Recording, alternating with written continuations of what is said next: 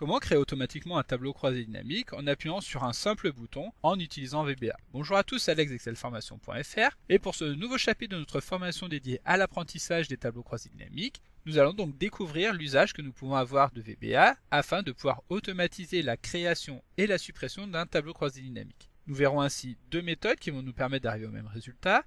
Une première méthode dans laquelle nous allons utiliser l'enregistreur de macros et une seconde méthode dans laquelle nous reviendrons dans le détail sur l'ensemble des lignes de code à saisir pour pouvoir réaliser cette même chose de manière tout à fait automatique. Nous verrons ainsi qu'en créant un simple bouton, il suffira alors de cliquer sur celui-ci pour créer un tableau croisé dynamique à partir des données d'une base de données, et un second clic sur un second bouton va permettre cette fois-ci de le supprimer. Alors vous trouverez très régulièrement de nouvelles vidéos sur la chaîne, alors pensez à vous abonner et surtout à activer la clochette de notification afin d'être sûr de ne manquer aucune astuce et de devenir rapidement un pro d'Excel.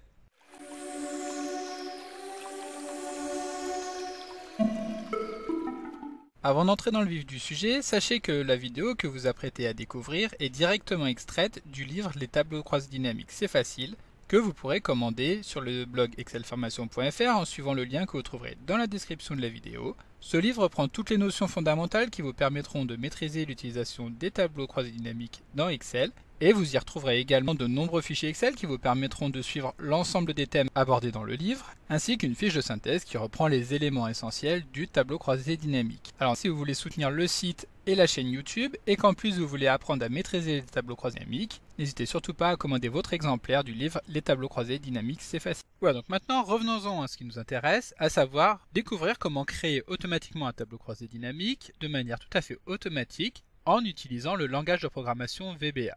Alors bien entendu, si vous ne l'avez pas fait, je vous conseille de suivre la formation dédiée à l'apprentissage de VBA que vous trouverez gratuitement sur excelformation.fr. Mais évidemment, cela n'est pas obligatoire, nous allons revenir dans le détail sur chacun des points que nous allons voir afin que ce chapitre soit accessible pour tout le monde. Et donc comme nous avons déjà eu l'occasion de le découvrir à plusieurs reprises justement dans cette formation dédiée à l'apprentissage de VBA, les fonctionnalités apportées par ce langage de programmation sont très vastes et vont notamment permettre de manipuler toutes sortes d'objets d'Excel.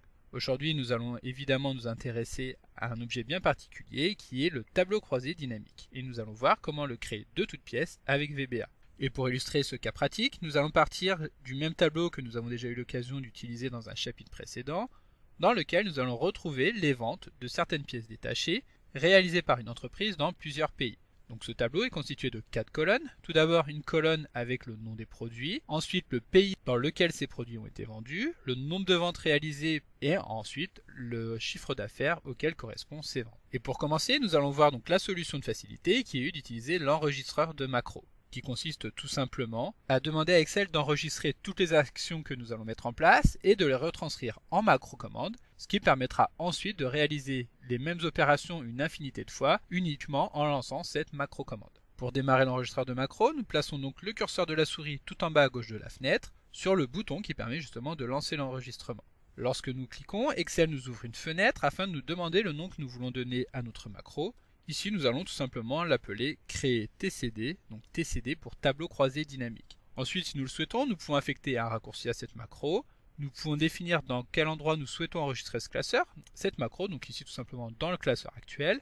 Et ensuite, nous pouvons saisir une petite description qui permettra, lorsque nous allons consulter la macro, de savoir à quoi celle-ci correspond. Bon, ici, le titre étant suffisamment clair, il n'est pas nécessaire d'ajouter cette description. Cela étant fait, nous pouvons valider en appuyant sur OK. Comme vous pouvez le constater, le bouton qui est situé en bas à gauche a maintenant changé pour prendre la forme d'un carré, ce qui signifie que toutes les actions que nous allons mettre en place jusqu'à ce que nous rappuyons sur ce bouton vont être enregistrées en tant que macro commande. Et donc voici les opérations que nous allons réaliser. Donc tout d'abord, pour créer un tableau croisé dynamique, comme vous le savez, il faut tout simplement sélectionner une cellule qui appartient à la base de données. Ensuite, nous allons nous rendre dans le menu Insertion, cliquer sur Tableau croisé dynamique, et sur la fenêtre qui s'affiche, nous commençons par vérifier les coordonnées proposées ici dans la zone Tableau plage. Ici, étant donné que comme nous l'avons déjà vu dans les recommandations concernant la création d'un tableau croisé dynamique au cours des chapitres précédents, la base de données est ici déjà transformée sous la forme d'un tableau de données, ce qui signifie qu'il suffit tout simplement de saisir le nom que nous avons donné à ce tableau pour récupérer directement les coordonnées de ce tableau et être sûr de récupérer toutes les données sans en oublier. Ensuite, nous allons pouvoir définir si nous souhaitons que notre tableau croisé dynamique se trouve sur une nouvelle feuille ou sur une feuille existante. Donc ici, pour simplifier, nous allons vouloir l'intégrer sur la feuille existante et directement ici au niveau de la cellule F6, ce qui fera que celui-ci sera intégré directement à droite de notre base de données. Lorsque nous avons cliqué sur la cellule, nous appuyons sur Entrée afin de valider. Maintenant, pour créer le tableau, il ne reste plus qu'à valider en appuyant sur OK. Comme vous pouvez le voir, le tableau croix dynamique est maintenant inséré, il ne reste plus qu'à le construire en glissant tout simplement les champs ici au niveau de la partie droite. Donc pour que notre tableau croix dynamique ait un sens, nous allons glisser tout d'abord la rubrique produit au niveau de la zone ligne, afin d'avoir chacun de nos produits représentés sur différentes lignes, et ensuite au niveau des colonnes, nous allons simplement afficher les pays, ce qui permettra de cette manière d'avoir les ventes réalisées par produit et par pays. Et pour terminer, nous allons bien entendu faire glisser le champ chiffre d'affaires au niveau des valeurs. Et donc de cette manière, nous trouvons exactement le tableau qui nous intéressait, à savoir les ventes par pays, par produit, exprimées en chiffre d'affaires. Lorsque notre tableau est terminé, nous pouvons mettre fin à l'enregistrement de la macro en appuyant, comme nous l'avons vu tout à l'heure, sur le petit carré. Et voilà, donc notre macro est maintenant terminée, mais avant d'aller la consulter, nous allons en créer une seconde qui va nous permettre cette fois-ci de supprimer le TCD. Pour cela, nous relançons l'enregistreur de macro en appuyant une seconde fois sur le bouton. Nous allons appeler notre macro supprimer TCD, donc toujours TCD pour tableau croisé dynamique. Nous allons valider, et pour sélectionner le tableau croisé dynamique, donc il y a plusieurs possibilités. Celle que nous allons choisir va consister à cliquer une première fois sur une des cellules du tableau croisé dynamique afin d'afficher le menu Analyse. À ce moment-là, nous allons cliquer sur Sélectionner et Tableau croisé dynamique complet, ce qui fait que toutes les cellules de celui-ci, y compris les cellules d'en-tête et les cellules de filtre, vont être sélectionnées. Ensuite, pour supprimer le tableau, il suffit simplement d'appuyer sur la touche Supre du clavier. Notre tableau a maintenant disparu. Il ne reste plus qu'à terminer la macro en appuyant sur le petit carré. Et voilà, donc maintenant que nos macros sont terminés, il ne reste plus qu'à créer des boutons qui vont permettre de les lancer automatiquement. Et pour cela, la méthode la plus simple consiste à se rendre dans le menu Insertion, Forme, de sélectionner par exemple une forme rectangulaire, de tracer un premier rectangle, puis pour afficher un texte au sein de celui-ci, nous effectuons un clic droit, modifier le texte. Ici, nous allons par exemple choisir créer un TCD, puis nous cliquons ailleurs pour valider l'insertion du titre. Nous dupliquons ce bouton, donc en le sélectionnant en appuyant sur CTRL D, et sur ce second bouton, nous allons saisir le titre, supprimer un TCD. Pour affecter les macros, nous effectuons un nouveau clic droit sur les boutons, puis nous choisissons affecter une macro. Donc pour le premier, nous allons choisir la macro créer TCD, et pour la seconde, nous allons choisir la macro supprimer TCD.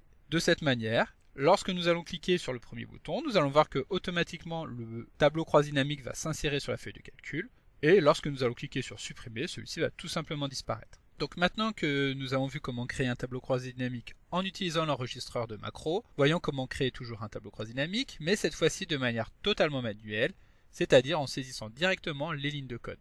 Alors pas de panique, même si vous n'avez jamais saisi la moindre ligne de code, nous allons vite nous rendre compte que la création d'un tableau croisé dynamique en VBA est très simple. Et tout d'abord, pour accéder à la saisie des macro-commandes, nous devons lancer l'éditeur VBE, donc VBE pour Visual Basic Editor, qui est l'éditeur de code de VBA qui est intégré dans les applications de la suite Office. La méthode la plus simple pour lancer cet éditeur est d'utiliser la combinaison Alt et F11 du clavier, ce qui permet de se rendre directement à l'intérieur du projet. Une fois l'éditeur de code lancé, nous pouvons constater qu'un module qui porte le nom de module 1 est déjà présent à l'intérieur de celui-ci, au sein duquel nous retrouvons les deux macros que nous venons de créer, à savoir créer TCD et en bas supprimer TCD. Ici, pour pouvoir conserver la fonctionnalité des boutons que nous venons de créer, nous allons vouloir créer des macros qui vont porter exactement les mêmes noms que ces deux macros, ce qui fait que nous allons au préalable devoir les renommer. Donc nous allons renommer créer TCD en créer TCD auto, et évidemment, supprimer TCD va porter le nom de supprimer TCD-auto.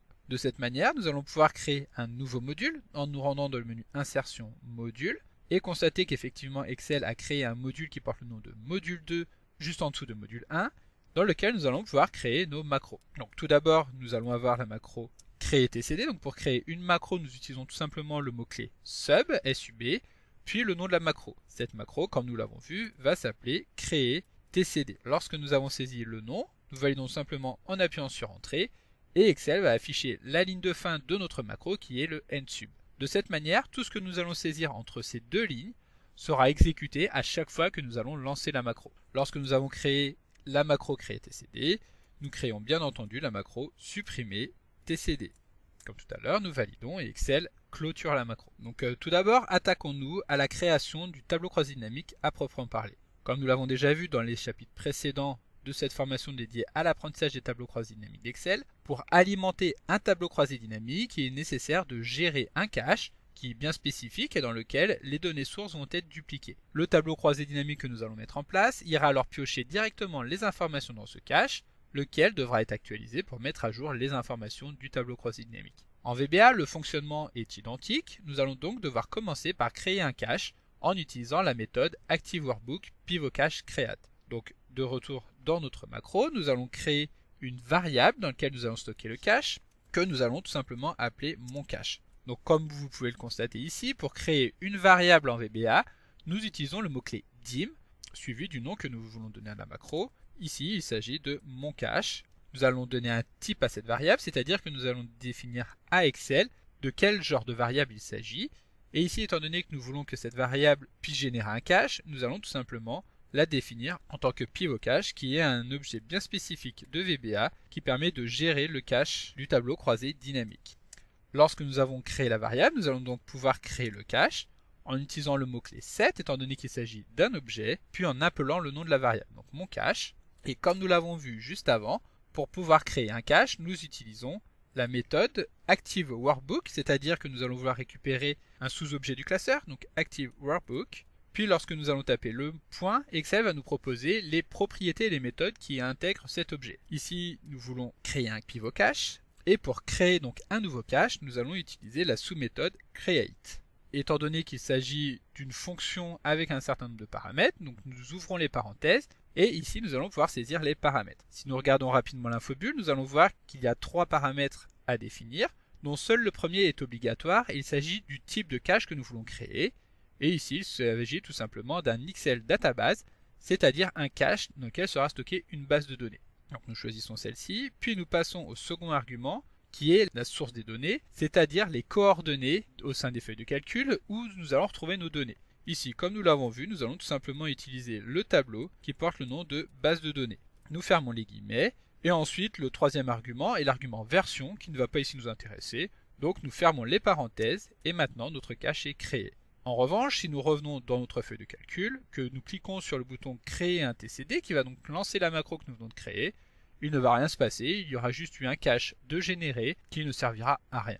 Nous allons donc devoir créer le tableau croisé dynamique qui va s'appuyer sur ce cache, et pour cela nous allons créer une nouvelle variable que nous allons cette fois-ci appeler mon TCD. Celui-ci va être typé en tant que pivotable, qui est donc le nom des tableaux croisés dynamiques en anglais. Ensuite, comme tout à l'heure, nous allons définir à quoi correspond notre tableau croisé dynamique, donc en utilisant le mot-clé set, puis le nom du TCD, donc mon TCD. Et ici, étant donné qu'il s'agit d'un tableau croisé dynamique que nous allons faire reposer sur le cache, nous allons définir celui-ci en tant que sous-objet de mon cache. Donc mon cache, point. Et ici, pour créer le tableau croisé dynamique, nous allons donc appeler la procédure create pivot table, c'est-à-dire créer un tableau croisé dynamique. Ici, encore une fois, seuls les 2 premiers arguments vont nous intéresser. Donc tout d'abord, table destination correspond à la cellule dans notre classeur où nous allons vouloir tout simplement insérer le tableau croisé dynamique. Donc ici, si nous revenons dans notre feuille, nous voyons que le tableau croisé dynamique va être inséré sur la feuille active aux coordonnées F6. Donc c'est pourquoi nous allons créer une cellule donc en utilisant l'objet range et celui-ci aura pour coordonnée F6. Ensuite, le second argument qui va nous intéresser est le nom que nous voulons donner à notre tableau croisé dynamique. Donc celui-ci est très important car c'est à partir du nom que nous allons définir que nous allons pouvoir ensuite gérer notre tableau croisé dynamique, donc pour pouvoir y ajouter des champs, l'actualiser, le supprimer, etc.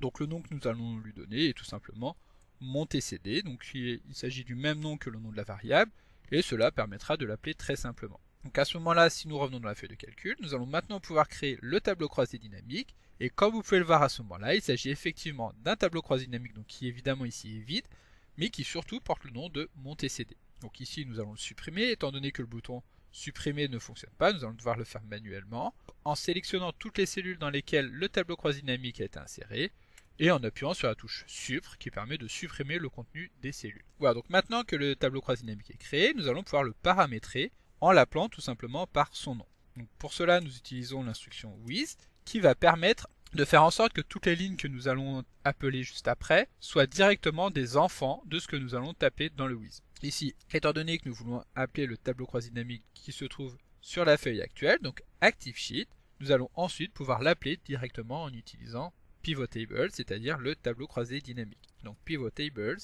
et ici nous allons appeler le tableau croisé dynamique tout simplement par son nom que nous avons défini juste avant et qui est mon TCD. Ensuite nous fermons le with, donc avec un end with, et tout ce que nous allons taper comme nous venons de le voir entre ces deux lignes vont directement être hérités de ActiveSheet Pivot Tables mon TCD. Donc pour ajouter un champ à un tableau croisé dynamique, il suffit simplement de l'appeler donc avec Pivot Shields et d'en définir l'orientation, donc soit XL Row Field s'il s'agit d'un champ de ligne, soit XL Column Field s'il s'agit cette fois-ci d'une colonne.